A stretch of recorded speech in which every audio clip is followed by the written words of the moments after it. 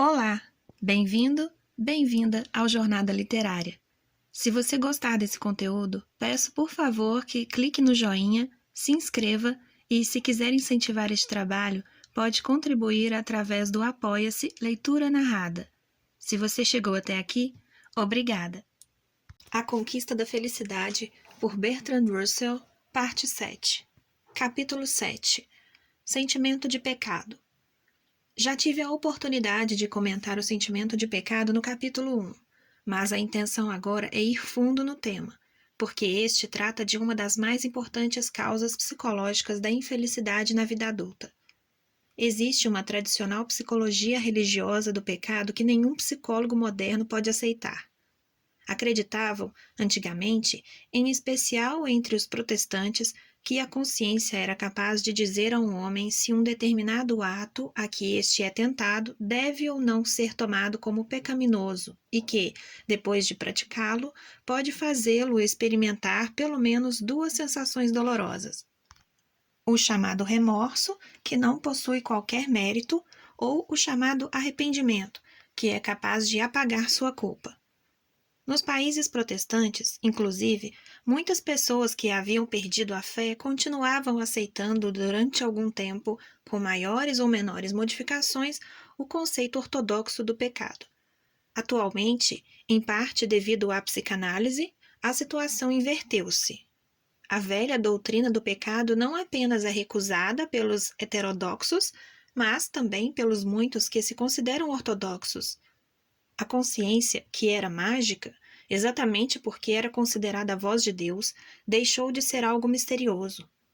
Sabemos que a consciência aconselha a agir de diferentes modos nas variadas regiões do mundo e que, em termos gerais, em todas elas se acha em concordância com o costume tribal. O que ocorre, de fato, quando um homem tem a consciência culpada? Na verdade, a palavra consciência abrange vários sentimentos diferentes, sendo o mais simples de todos o medo de ser descoberto. Tenho certeza de que o estimado leitor tem levado uma vida completamente inatacável. Mas, se interrogar alguém que haja feito algo passível de castigo que possa ser descoberto, comprovará que, na iminência de ser apanhada, a pessoa em questão se arrepende de seu delito. Naturalmente, isso não se aplica ao ladrão profissional, que já espera mesmo ser mandado de tempos em tempos para a cadeia e considera tal eventualidade um risco de seu trabalho, mas cai realmente como uma luva no caso daquele que poderíamos chamar de delinquente respeitável, como, por exemplo, o gerente de banco que dá um desfalque num momento de dificuldades, ou o padre que se deixou arrastar pela paixão carnal. Tais homens podem se esquecer de seu delito enquanto parece haver pouco risco de serem descobertos, mas, quando o são, ou correm grande perigo de o serem, lamentam não terem sido mais virtuosos. E isso pode lhes dar uma viva sensação da enormidade de seu pecado. Estreitamente relacionado com este sentimento, acha-se o medo de ser excluído do rebanho. Um homem que trapaceia no jogo ou que não paga suas dívidas não possui nenhum argumento para contrapor à desaprovação coletiva quando descoberto.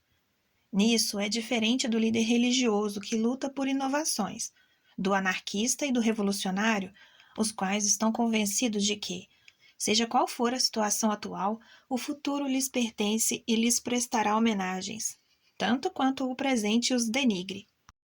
Esses homens, apesar da hostilidade do rebanho, não se consideram pecadores, mas o homem que aceita inteiramente a moral do coletivo e, ainda assim, age contra ela, sofre terrivelmente quando é excluído. E o medo disso, a dor que isso acarreta, pode facilmente levá-lo a considerar seus atos pecaminosos.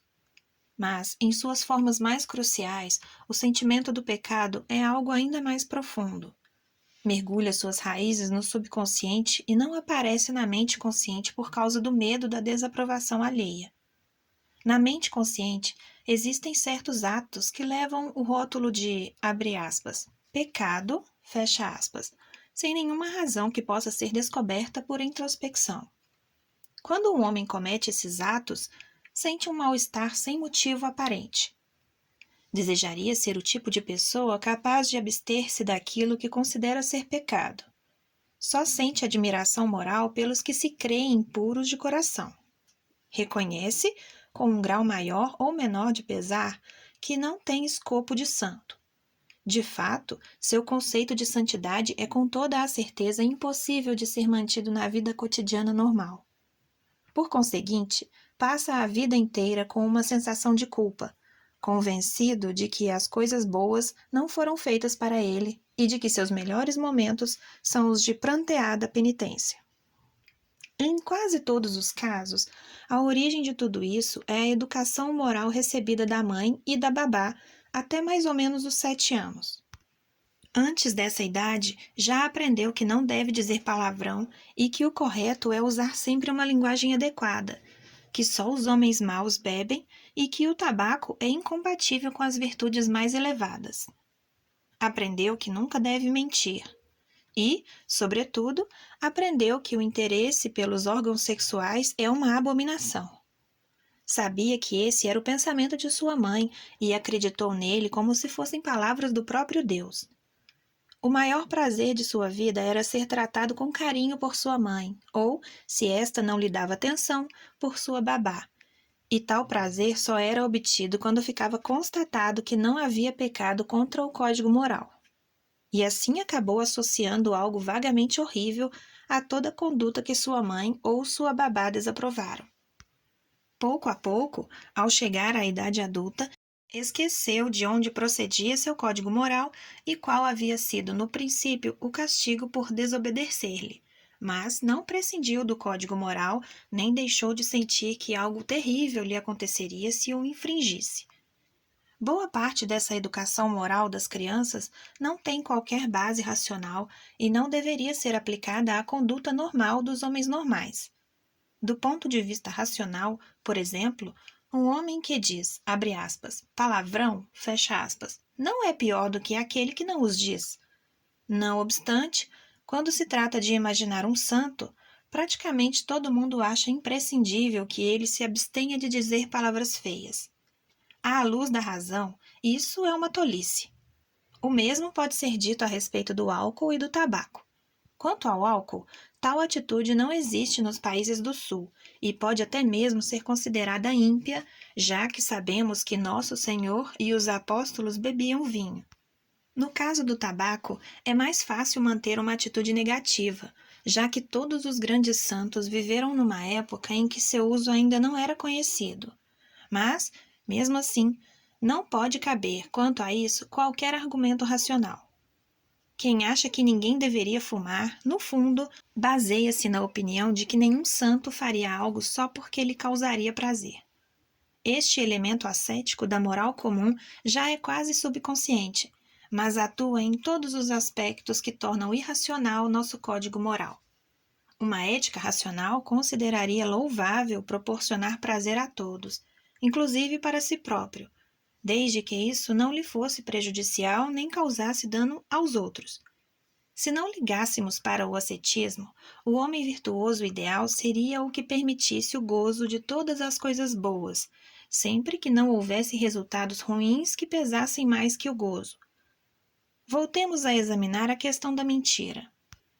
Não desconheço que existe uma mentira no mundo, nem que todos nós estaríamos bem melhor se houvesse um maior grau de sinceridade, mas nego peremptoriamente, como o faria qualquer pessoa razoável, que mentir não possa ser justificado em nenhuma circunstância. Uma vez, passeando pelo campo, vi uma raposa cansada, à beira do esgotamento total, mas que ainda se esforçava por continuar correndo. Poucos minutos depois, vi os caçadores. Perguntaram-me se eu tinha visto a raposa, e eu respondi que sim. Queria saber para que lado ela tinha ido. E eu menti. Não creio que teria sido uma pessoa melhor se lhes houvesse dito a verdade. Mas onde se mostra mais nociva a educação moral da primeira infância é no terreno do sexo. Se um menino recebeu uma educação convencional por parte de pais ou de responsáveis severos, a ligação entre o pecado e os órgãos sexuais revela-se já arraigada quando ele completa, por exemplo, 6 anos, e é bem improvável que ele consiga libertar-se completamente desta educação durante o restante de sua vida.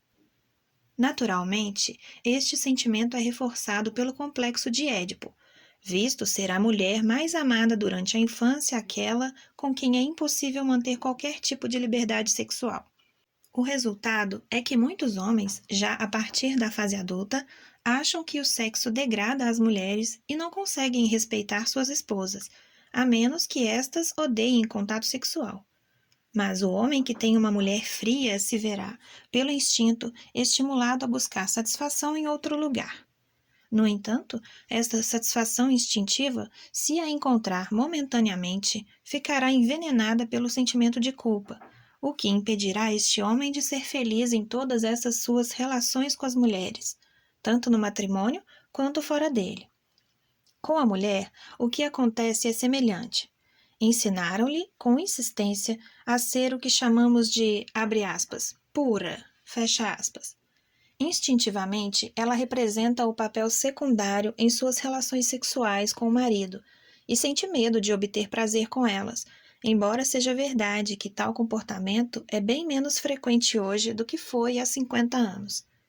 Eu diria até que, no momento, entre as pessoas cultas, a vida sexual dos homens está mais complicada e mais envenenada pelo sentimento de pecado do que a das mulheres.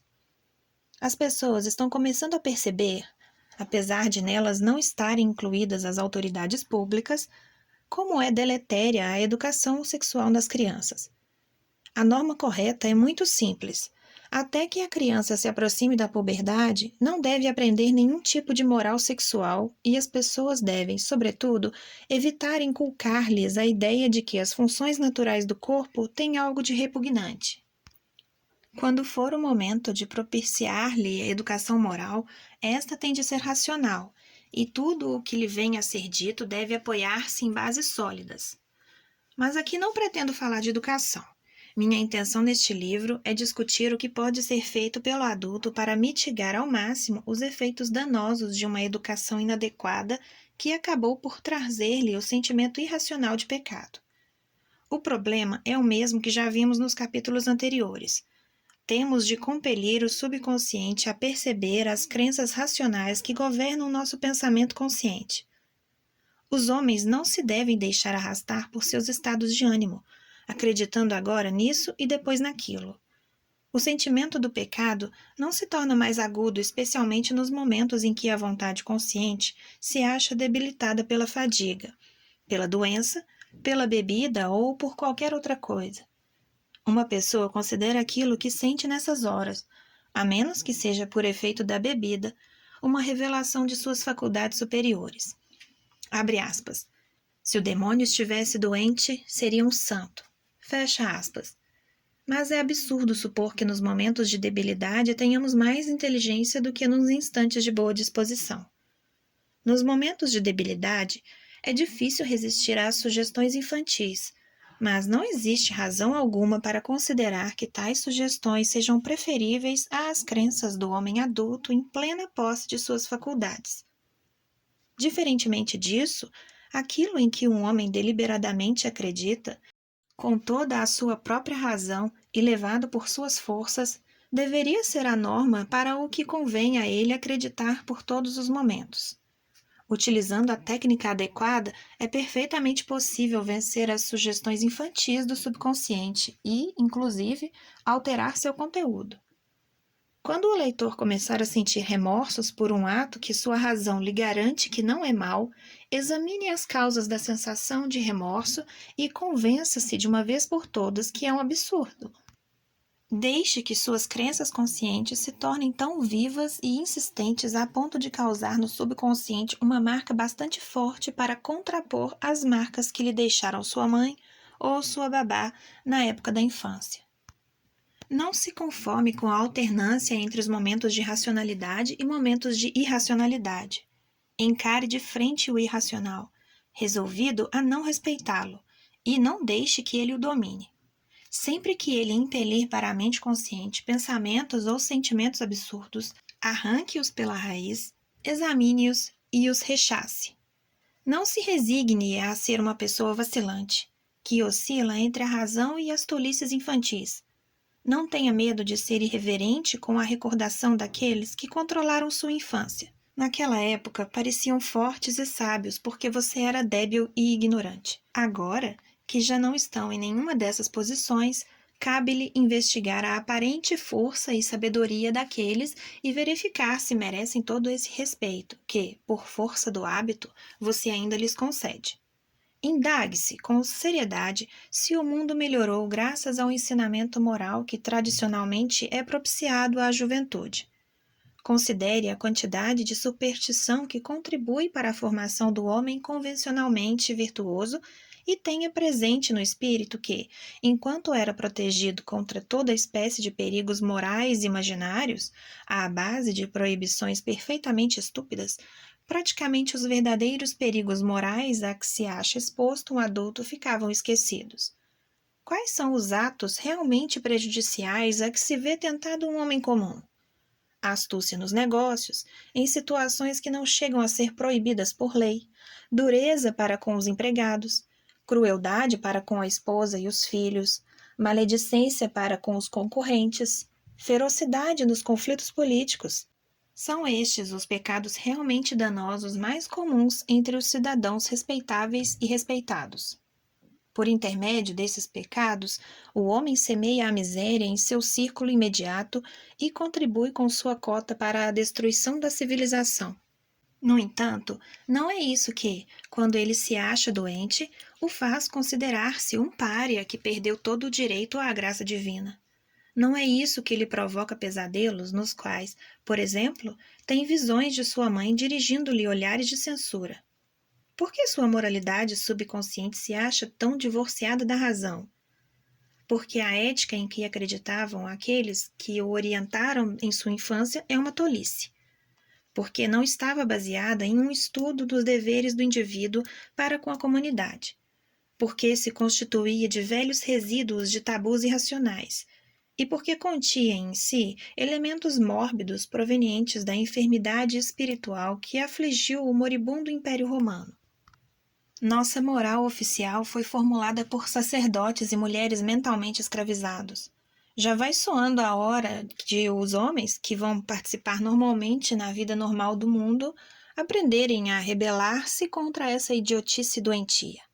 Mas, para que a rebelião tenha êxito, para que traga felicidade aos indivíduos e lhes permita viver de maneira consistente de acordo com um determinado critério, e não hesitante entre dois outros ou mais, é necessário que o indivíduo pense e sinta profundamente o que a razão lhe diz. A maioria dos homens, quando rechaça superficialmente as superstições de sua infância, crê que já não lhe resta nada mais a fazer. Não percebe que tais superstições continuam à espreita, ameaçando-os. Quando aparece uma convicção racional, é preciso assumi-la com energia, aceitar suas consequências, examinar se ainda não ficaram crenças que não batem com esta nova convicção. E, se mesmo assim o sentimento do pecado ganhar força, como acontece de vez em quando, este não deve ser tratado como revelação ou convocação para algo mais elevado, mas sim como enfermidade e debilidade, a menos, naturalmente, que tenha sido causado por um ato condenado pela ética racional. Não estou sugerindo que o homem deva renunciar à moral, mas sim que deve renunciar à moral supersticiosa, que é bem diferente. Contudo, se de fato um homem infringe seu próprio código racional, não creio que o sentimento de pecado seja o melhor método para alcançar um modo de vida melhor. O sentimento do pecado tem algo de abjeto, algo que atenta contra o respeito devido a si próprio. O homem racional vê seus atos indesejáveis da mesma forma como vê os dos outros, como atos provocados por determinadas circunstâncias e que devem ser evitados, seja pelo pleno conhecimento de que são indesejáveis, seja, quando isto é possível, evitando as circunstâncias que os ocasionam. Para dizer a verdade, o sentimento do pecado, longe de contribuir para uma vida afortunada, faz justamente o contrário. Torna o homem infeliz, fazendo-o sentir-se inferior. Por ser infeliz, é possível que se habitue a queixar-se excessivamente das outras pessoas, o que não lhe deixa desfrutar da felicidade nos relacionamentos pessoais. Ao sentir-se inferior, guardará ressentimentos contra aqueles que lhes parecem superiores. Encontrará dificuldades para admitir e sentirá inveja com facilidade. Logo se tornará uma pessoa desagradável em termos gerais e estará cada vez mais sozinho. Uma atitude expansiva e generosa para com os outros não só traz felicidade para eles, mas é também uma fonte de felicidade para seu possuidor, já que faz com que todos o apreciem. Mas essa atitude é praticamente impossível para o homem atormentado pelo sentimento do pecado. É consequência do autoequilíbrio e da autoconfiança.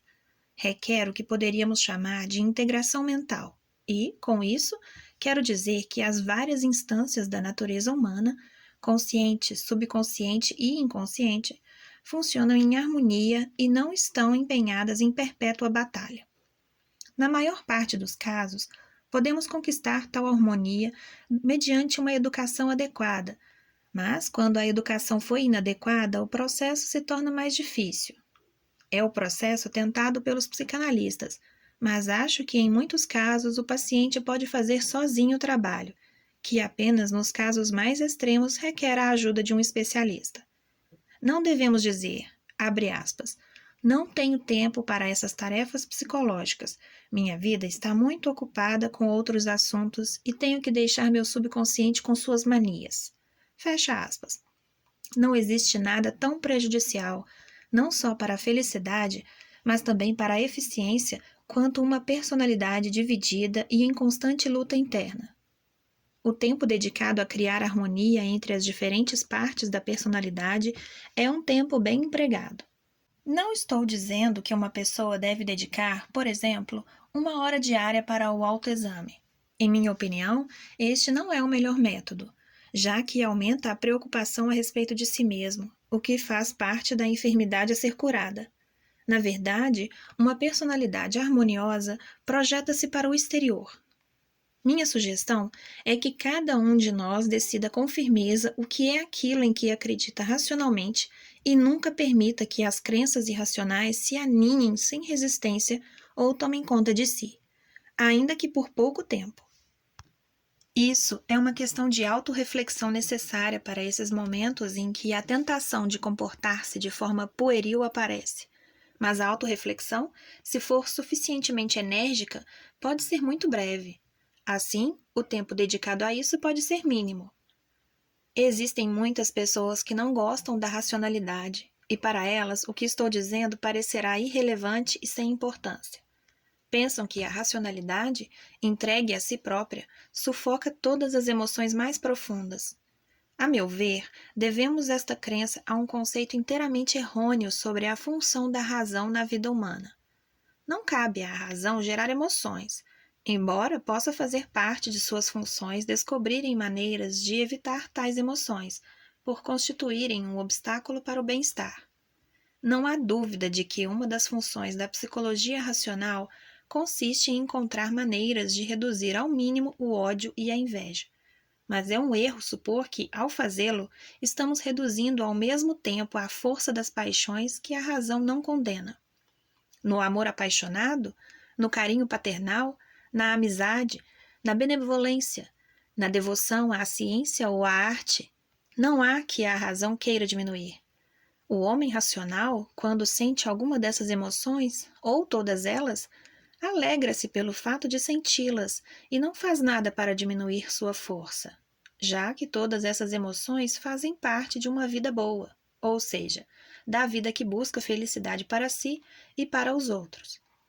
Em si, as paixões nada têm de irracional e muitas pessoas irracionais só sentem as paixões mais corriqueiras. Não há por que temer que, ao tornar-se racional, a vida venha perder seu sabor.